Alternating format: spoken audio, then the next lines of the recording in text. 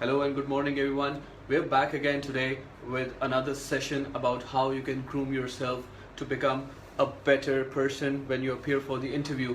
Last week, a couple of weeks back, we had this session going on for resume writing. We heard a tremendous response from you guys, and I really appreciate that. Your feedback is very critical. It always helps us in improving and getting along in a long way. In our previous video, we talked about how to write an effective resume. Now the next step is, after you've written a tremendous resume, what happens when you get that interview call? Now let me quote you my instance, what happened. When I was a fresh graduate back in 2007, 2008, and I got an interview call from one of the top tier FMCGs in Pakistan. My excitement level was out of the roof. It was, off the charts, amazing. What really happened was that I really forgot to take a lot of information. The only information that I asked for then was what time to come and where to come. Now that is where I entered into a tremendous blunder, because I was unable to prepare accordingly for the interview. Now today we're going to talk about how you can actually prepare for these interviews, how you can go a long way in those interviews once you've written an effective resume.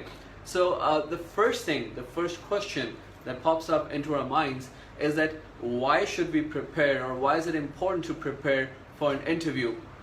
You see, imagine if you're getting married. Imagine if you're going to see a prospect male for females, and if females are seeing a prospect guy, you'll always prepare your best because you want the best in life. Imagine if you're traveling to a new place. Imagine if you're doing anything for the first time, going to see a new house, going to buy a new car. You always prepare. Why? Because those are essential and important decisions of your life. So why not prepare now as well? Because this is what's going to lead you to your dream job. So it's essential that we prepare well for an interview. So why essentially to prepare? To create a positive impact, to create a positive influence. Now my theory says, you've heard a lot of people saying, first impression is the last impression, but I don't agree to it. However, I do agree to the extent that first impression may be a lasting impression, if not the last one. So without any further delays, here's how to prepare for an interview which defines your big day. First up, in the essential pointers, when you get an interview call, as I quoted you my instance, try to keep your excitement under control.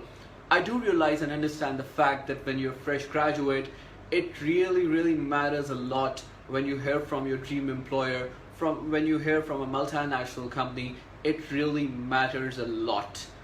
But keep your excitement under control, keep your excitement within yourselves, and try asking the relevant questions when you get that interview call. So firstly, you would ask, what position am I being interviewed for? Secondly, you need to know, is it a one-on-one interview or is it a panel interview?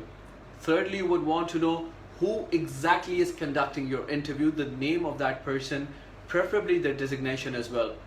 Lastly, you would want to know that is it the HR interview or is it the department specific interview? These pointers are essentially important. Whenever you get an interview call, do ask these questions. What these questions do essentially is they give you an insight about what's going to happen with you tomorrow at the interview, firstly. Secondly, it shows the interviewer or the caller, the person who's calling you for that particular interview, it shows them that you're interested and serious about the job, which is the first impression that has to be the killer one. So that's where you nail it in the first go. These questions are essential to ask whenever you get the interview call. Secondly, now I see a lot of people, when I ask them that you've come up for the interview, what do you know about the company? And they're point blank. They know nothing about the company, and that's a killer thing. I assume, and I've seen that people who don't know about my company and are coming to interview for my company, for a position in my company, there are maximum chances that I won't opt for them because they don't know anything about me and my firm. So the second pointer, firstly, we talked about what you should do when you get the interview call. Secondly, you need to surf the internet for the company's website. Go to the company's website. see their products, see their services, see the markets that they're catering, see what has been the recent happenings in those companies. That will always give you a top edge in terms of deciding what content to speak when you go for the interview. So that's pointer number 2. Firstly, when you get a call, you need to ask them who, what's, and how's of the interview. Step number 2, you go to the company's website, you explore what's happening with the company and what that company is all about. Thirdly, you need to have access to a social media platform, that is a social networking site by the name of LinkedIn. So you go to LinkedIn, you put the company's name, you see what's been happening, who's there in the company, explore the company details. What's happening in the company? What has been happening in the company? What sort of information that company is putting up on the social media about themselves? Because remember, technically a website is static. It takes a while to update it. But when you talk about a social media platform, it's pretty much dynamic. It's pretty much happening. So a company always puts up stuff about itself, about more recent happenings when you are on the social media. So do check out the company's page on LinkedIn. Now, as you are on LinkedIn, don't just explore the company. See the interviewer as well. Explore the interviewer. See the profile of the interviewer. See the habits, the social media networks that the interviewer is connected to. But remember, you're not supposed to stalk your interviewer. You're only supposed to explore the interviewer, their habits, their profiling. This research is meant to give you an upper hand when you are sitting in the interview. Not that you identify the weaknesses of the interview and you start exploring them, you start exploiting them. That is kind of stalker effect, which we essentially don't want in the interview. Thirdly,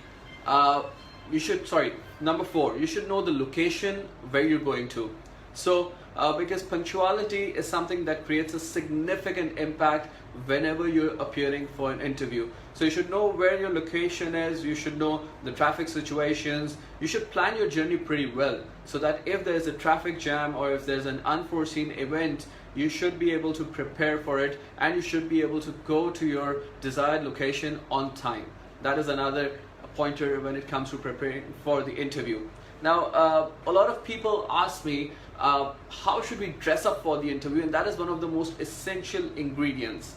Let's talk about for men first and then for women how they should dress up. For men, ideally it should be strictly formal. And when we say strictly formal, you should have at least a tie, if not a coat. Ideally, yes, a coat as well. But a tie is absolutely essential when you're going for an interview. Your waist belt, your wristwatch belt, and your shoes should be in the matching order.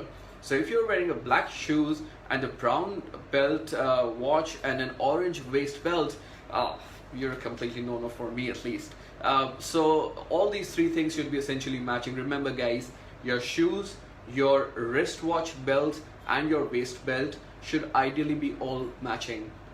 To be on the safe side, you can always have silver strap watches which go with all the combinations. But do remember, shoes, waist belt, wristwatch belt all have to be the same.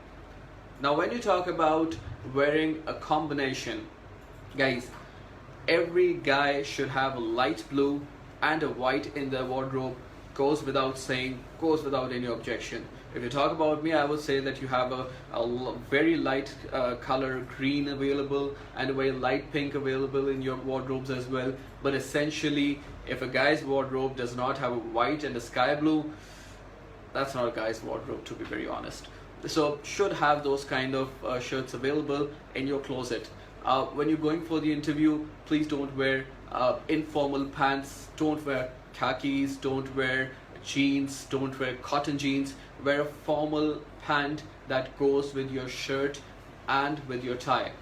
The essential ingredient in going for an interview is that a light color shirt is always preferred, and we've already talked about the light colors that men should have in their wardrobe.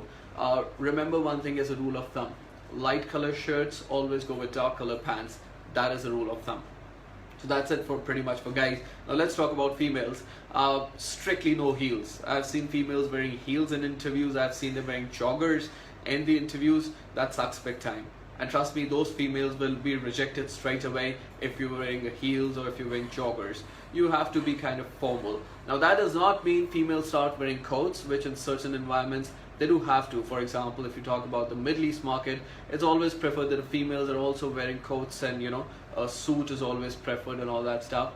But when you talk about in general a rule of thumb, you have to be formally dressed. Now that formal dress, yes, for females as well, shouldn't be wearing jeans, shouldn't be wearing heels, shouldn't be wearing joggers, shouldn't be wearing a very strong makeup, shouldn't be wearing marriage dresses. To be honest, I've seen a lot of females do that, not the typical marriage dresses, but pretty fancy kind of dresses.